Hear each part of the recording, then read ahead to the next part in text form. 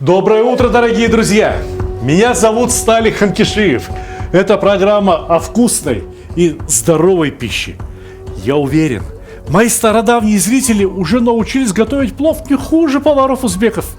А для тех, кто недавно присоединился к нашей компании, есть видео в моих социальных сетях. Либо продают вот такую книгу «Плов. Кулинарное исследование», по которой можно научиться готовить плов не хуже самых лучших мастеров. Да-да, вся эта книга посвящена приготовлению плова. Но если кто-то подумал, что вся книга посвящена только узбекскому плову, он сильно ошибается. Мир плова неимоверно разнообразен. И если в Узбекистане готовят 5 основных видов плова, региональные вариации, то в Азербайджане видов плова столько, что никто сосчитать не может. Секрет азербайджанской кулинарии состоит в том, что азербайджанские повара не ограничивают себя в выборе ингредиентов. Они попросту берут все лучшее, что дает азербайджанская земля. Но самые главные ингредиенты для плова в азербайджанской кухне – это топленое масло и рис. Рис в Азербайджане предпочитают длиннозерный, ароматный. Но по правилам кулинарии, основанных на законах природы, рис для плова необходимо не только замачивать в теплой подсоленной воде, но еще и промывать. Чтобы не тратить ваше время, я замочил и промыл рис заранее. И посмотрите, как он увеличился в объеме. Посмотрите, каким прекрасным стал этот рис. Вот курятину довольно часто используют для приготовления азербайджанских пловов. А почему бы и нет? И узбекский плов можно приготовить с курятиной. Но курятина у меня из обычного супермаркета, не жирная. Поэтому я подготовлю ее особым образом для плова. Знаете, что я сделаю? Я прокручу ее через мясорубку, а потом перемешаю с хорошим сливочным маслом.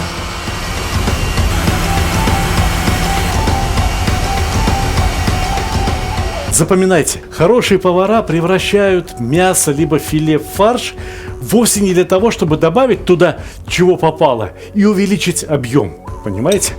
Нет. Хорошие повара превращают мясо либо куриное филе в фарш для того, чтобы сделать его еще вкуснее, еще лучше, еще красивее и ароматнее. 800 грамм куриного филе. Я добавил примерно 100 граммов сливочного масла. Я сюда добавляю половину чайной ложки черного перца, половину чайной ложки куркумы и соль. Соль пойдет, наверное, чайная ложка, может быть, чуточку больше. Пусть будет чайная ложка с горкой. И все. Ставим фарш вымешивать, чтобы фарш превратился в гладкую, однородную массу. Фарш необходимо выложить на поднос и убрать в холодильник, чтобы он застыл. Посмотрите, сейчас он слишком нежный, слишком мягкий. С ним работать будет очень трудно.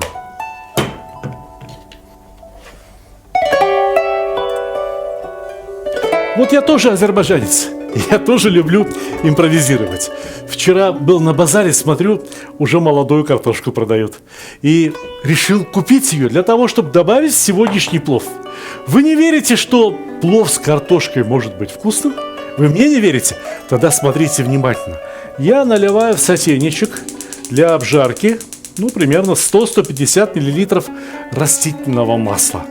И добавляю в него граммов 100 топленого, роскошного. Настоятельно не рекомендую использовать сливочное масло. Сливочное масло при тех температурах, при которых обжаривается картошка, обычно горит. А вот топленое сработает ровно так, как надо. В Азербайджане иногда тонко нарезанную картошку подкладывают под рис. Таким образом делают казмах. Что такое казмах, я вам сейчас еще объясню. А пока что мне необходимо обжарить картошку снаружи. Пусть она внутри даже останется слегка сыроватой. Ничего страшного.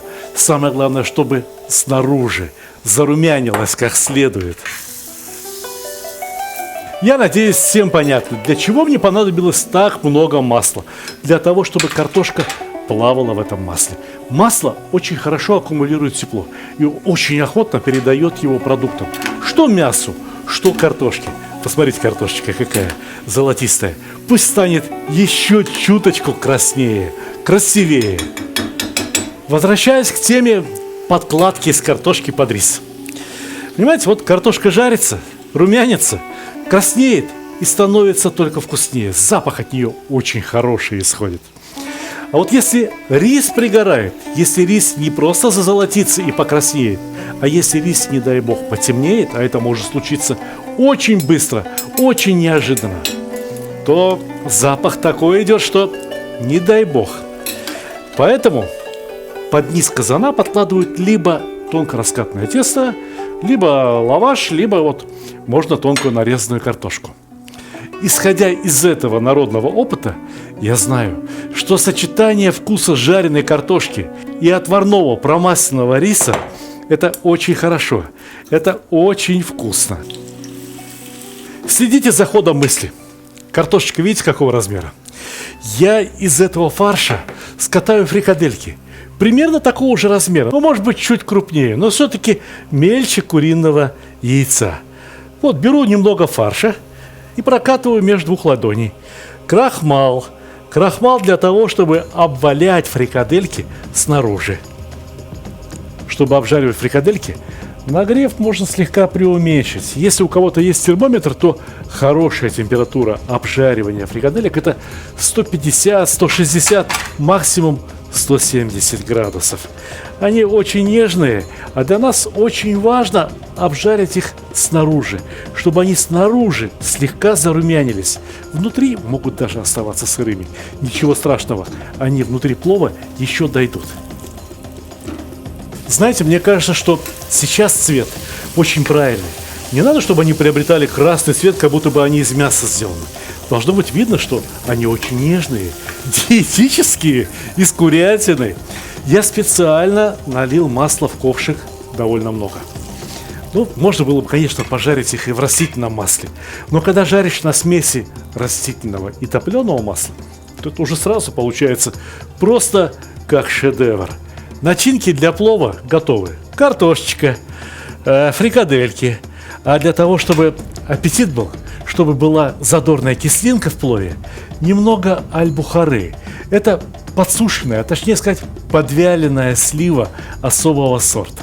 Если нет именно такой аль-бухары, берите любые сухофрукты. Кисленькая курага сойдет, изюм сойдет. Вот воду вскипятить надо. Воду надо вскипятить, знаете, немало. Литров 5 хотя бы, потому что мы варим почти что 1 килограмм риса.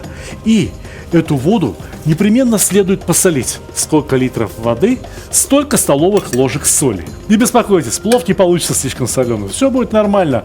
Рис возьмет в себя ровно столько соли, сколько впитает вместе с водой. Не больше. Остальная соль останется здесь, в кастрюле. Для чего же надо так много воды, чтобы сварить всего лишь 15 килограмм риса? Дело в том, что хочешь или не хочешь, каким бы хорошим ни был рис, все равно из него выделяется крахмал. Чем больше воды вокруг, тем больше крахмала останется в той воде, которую мы в итоге сольем. Понимаете? Мы будем сцеживать этот рис. Это так называемая технология раздельных пловов, сцеженных пловов. По-азербайджански говорят «сюзма плов». Различные сорта риса ведут себя по-разному. Некоторые варятся буквально за 4 минуты. Некоторым для того, чтобы свариться, необходимо все 10-12 минут. Проще взять да и проверить. Сдавить рисовое зернышко между подушечками пальцев. Раздавилось – рис готов. Если не давится, если внутри еще хрустит, значит пусть еще варится. Я этот рис уже знаю. Это хороший рис. Он варится минут 7-8. Мне пожилые родственники рассказывали, что когда-то после войны были такие годы, что было очень плохо с рисом. А плов готовить надо было все равно. И вот что тогда делали. Брали тонкий лаваш, ставили его в печку, в духовку, и поджаривали буквально до румяности. Потом этот лаваш крошили, просеивали, и получались крошки размером как раз с рисовое зернышко. И плов варили из вот таких крошек от лаваша. Можете себе представить? Но несколько лет назад я был в Баку и попал в ресторан, где готовили свои блюда выходцы из Кельбаджарского района Азербайджана. Это самый западный район в Карабахе.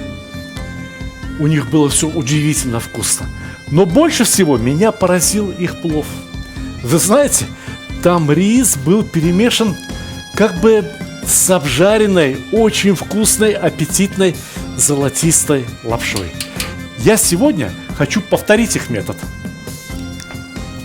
Вот моя лапша, полюбуйтесь. Я взял обычную лапшу, я смазал ее топленым маслом и поставил в духовку на 130 градусов до тех пор, пока она не стала вот такой, золотисто-красной. Рис варится 7-8 минут. Я думаю, что эта лапша сварится за 2-3 минуты. Уже прошло 4-5 минут. Как раз самое время опускать лапшу к рису. Пусть теперь варятся вместе, перемешиваются.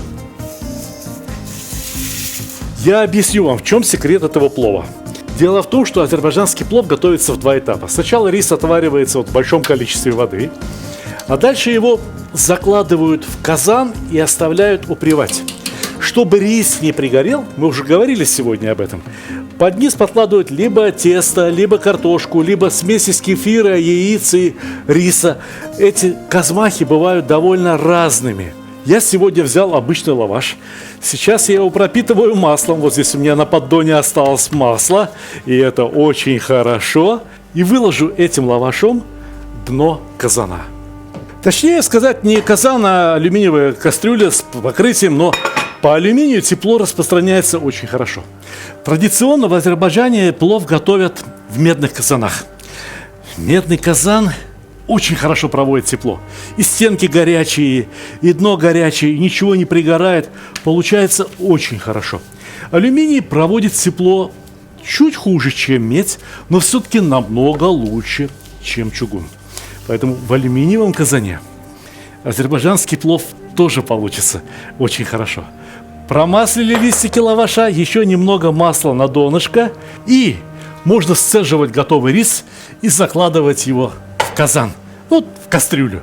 Впрочем, кастрюля по-азербайджански и будет казан. Я выгребаю рис с лапшой дуршлагом, перекладываю в сито, пусть лишняя вода стекает. Ни грамма лишней воды нам не надо. Нам необходим только рис и лапша. Они дальше дойдут в казане. Спросите любого азербайджанца, что самое вкусное в азербайджанском плове. Он вам скажет, вот эта корочка из теста, либо из лаваша, вот этот вот казмах. Персы говорят тахдик. Казмах самое вкусное в плове. Из-за него дети дерутся. Если жена мужу не положит казмах, он обидится. Он родственникам жены жаловаться будет. Что вы мне подсунули вместо хорошей жены, скажет. Здесь казмах равномерно распределен внутри риса. Ну что такое эта обжаренная лапша? Казмах и есть. Понимаете? Кроме того, лапша осталась еще чуточку аль денте. Рис сейчас, нагреваясь, будет выделять пар. Вот, видите, пар с него поднимается. Казан, точнее кастрюля, будет закрыта довольно герметично, довольно плотно. Куда деваться этому пару? Этот пар, эта лишняя влага впитается как раз в эту лапшу. А рис получится очень легким. Он хорошо просохнет. Все, торопимся. Времени лишнего больше нет. Вначале ставим кастрюлю на плиту. Немного риса, ну так вот, сантиметр буквально, чтобы дно закрыло. Ух, горячий. Ух, какой красивый. Стряхиваем рис. Пусть лежит вольготно. Пусть пар между рисовыми зернышками проходит легко. Ох, ах. Теперь слой картошки. Картошечку присолили, рис соленый. В тефтелях, точнее говоря, в фрикадельках, соль прямо внутри есть. Так что все в порядке. Ровно один слой получился. Видите, какой расчет? Риса было всего лишь навсего 900 грамм. Ровно одна пачка. Знаете, вот эта лапша еще работает как арматура. Она удерживает рис очень рыхло. Я всегда старался встряхивать рис для того, чтобы он лежал в казане как можно более рыхло. А сейчас посмотрите, что происходит. Риса немного, а хоть бы в казан поместился. Вот теперь слой фрикаделек.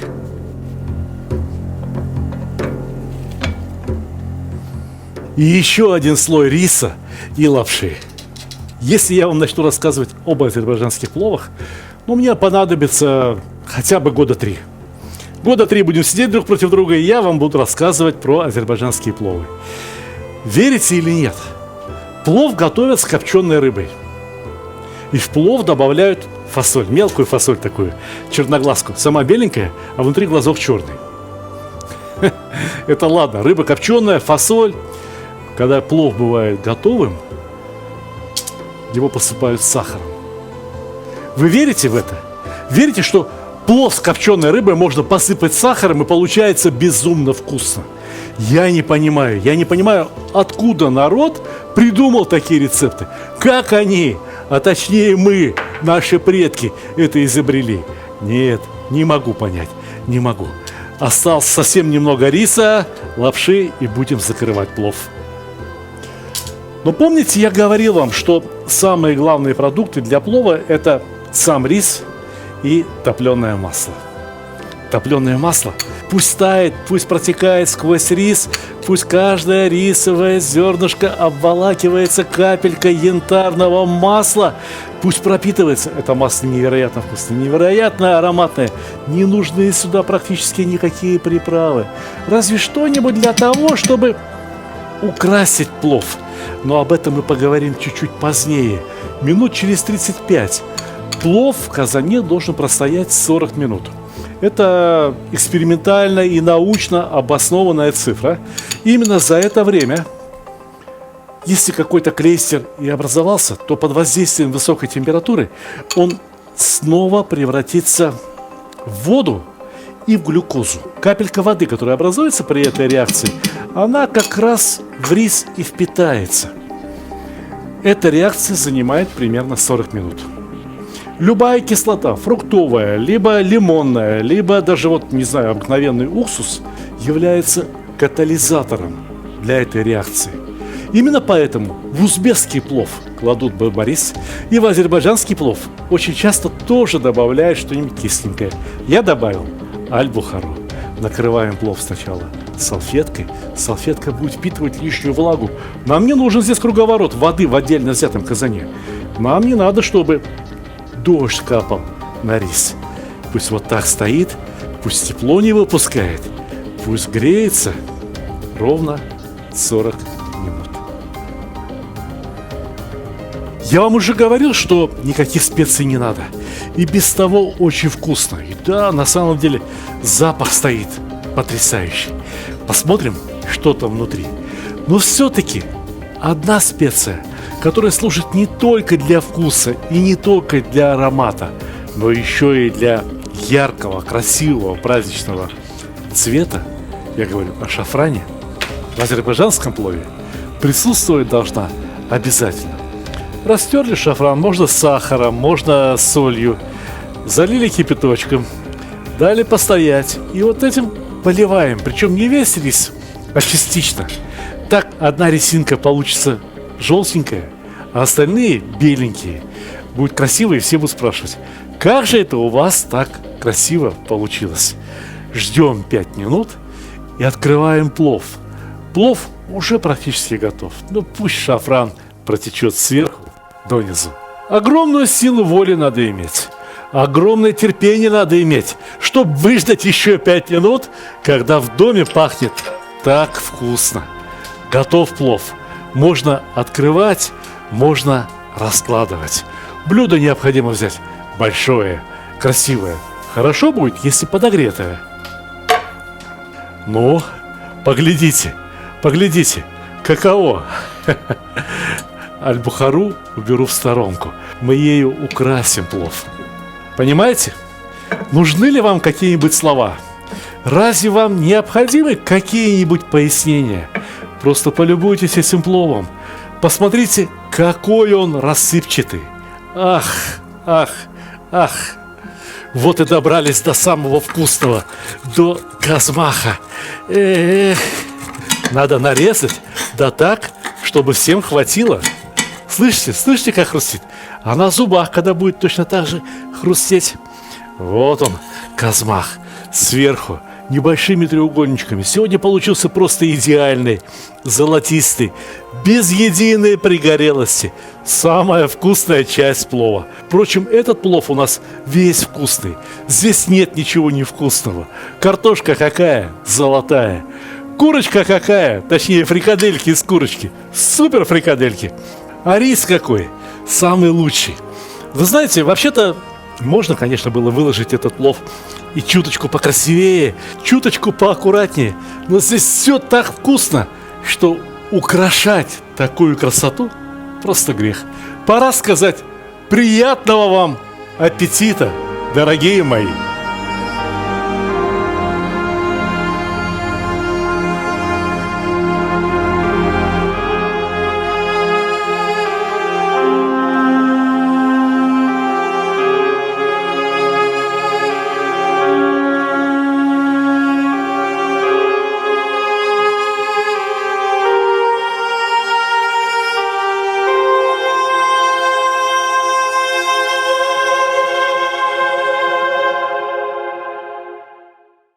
Дорогие друзья, многие знают меня как видеоблогера, как телеведущего, но на самом деле я являюсь автором множества кулинарных книг. Все вот эти книги я написал сам, сфотографировал все фотографии сам, и это, пожалуй, что главный труд моей жизни. Одна из моих самых любимых книг – это книга «Плов. Кулинарное исследование». Эту книгу следует читать немного не так, как остальные книги. Она раскрывается и читается не вот так, а как компьютер, как ноутбук. Вот так. Знаете, для чего это сделано? Дело в том, что кулинарная книга должна жить на кухне. На кухонном столе, как правило, не очень много места. Когда мы разворачиваем книгу вот так, она занимает вот сколько места. А если мы книгу поставили вот так, у стеночки, она занимает место ровно в 2 раза меньше. Вы видите, какого качества эта книга. Видите, сколько труда в нее вложено. Но я хотел бы рассказать о ней немного поподробнее. Здесь очень много теоретических статей, которые объясняют, почему необходимо готовить именно так, почему рис необходимо замачивать, как его промывать, при какой температуре образуется клейстер, крахмальный клейстер, и почему рис становится липким, почему плов становится тяжелым. Эта книга рассказывает о всем многообразии блюда под общим названием плов. Ведь для многих плов – это блюдо, которое готовится в казане, в котором есть непременно мясо, лук, морковка, рис, иногда чеснок, перец, горох, изюм, кто к чему привык. Но на самом деле плов – это очень многогранное блюдо. Плов можно приготовить с любыми продуктами, если у вас есть рис, вода и масло. А иногда можно приготовить даже и без риса. Можно сам рис заменить какой-то крупой и оставить технологию приготовления плова. Здесь, разумеется, в этой книге очень много рассказано о различных сортах риса. Ведь каждый сорт риса требует своего подхода. Так вот, сколько он пьет воды, сколько времени он должен готовиться, насколько он увеличивается, сколько масла в него наливать, чтобы плов получился в меру жирным. Кстати говоря, о масле, о жирах для приготовления плова здесь рассказывается в целой статье большой. Здесь рассказано о пловах не только с мясом, но, например, и пловах, которые можно приготовить только с грибами, постные пловы.